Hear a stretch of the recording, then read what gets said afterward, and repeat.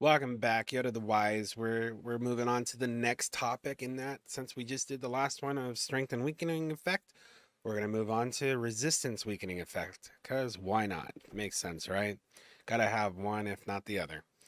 So let's dive in. All right. So when it comes to strength and weakening effect, the first one on this list here is going to be the ghost mask. Then we have the shadow, which is a chest piece. Eternal Night is the only weapon that provides resistance weakening effect that I believe. Ambition. And then we have the Megrez. Megrez.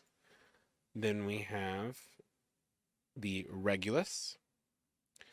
And remember, I talked about this in the past video, which is more of a beginner gear. We do have the Speed of God up here. The Apocalypse Hall.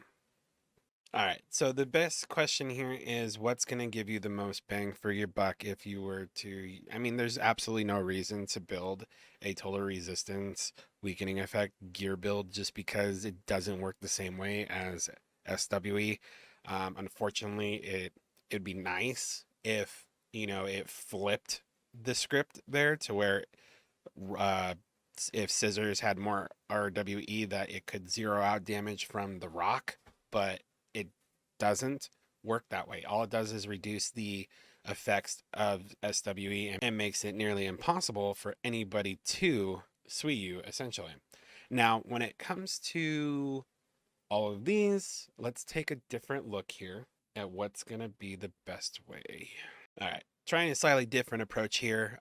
This shows you this a calculator I built, so it has almost all the gears. I haven't updated it with some of the new gears, but this shows you base levels, level 30, level 40, level 50, so you have an idea how this is going to build.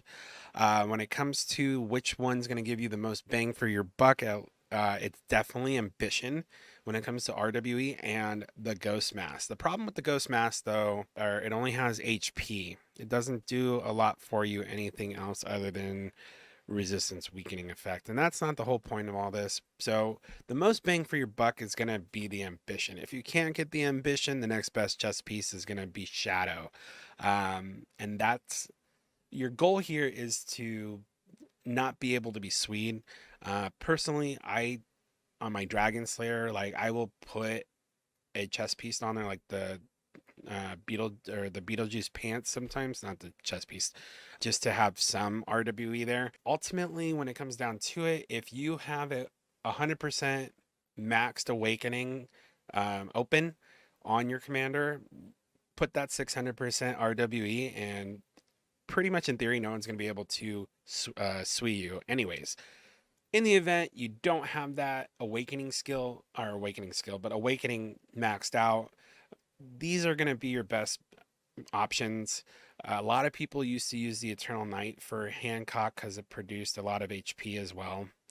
HP accuracy, Hancock doesn't have an auto hit, so that's what made that very ideal in the beginning for Hancock. This was also very ideal for Elf because you didn't want her to be Swede, and then she doesn't have any auto hit, and it produced a lot of HP. But all in all, you're never gonna build a full RWE build like you will strength and weakening effect build. This is more or less gives you an idea of what the progression is for that RWE. Each one has its own additionals in them. Which one's going to be better than the other? It really just depends on what you're looking for. Like Megrez gives you total resistance and HP, to where Beetlejuice gives you damage reduction, crit weather, and resistance weakening effects, which is all in theory damage reduction in its own way.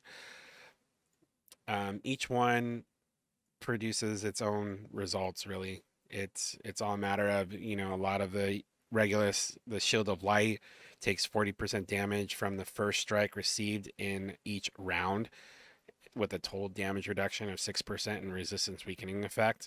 Now, when it comes to first strike in each round, I would believe that basically states it's going to take the first time that troop slot is hit. So say someone has like Gemini, the first time it gets hit, it takes 40% damage from the first strike.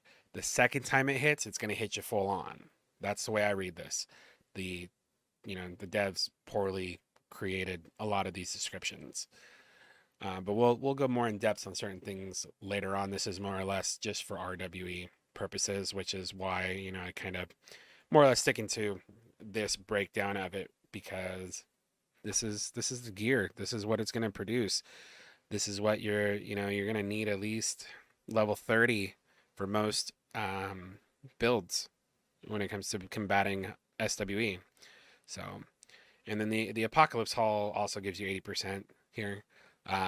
Sometimes if you don't have any gear, that Apocalypse Hall is just enough if someone's running only level 30 SWE gear.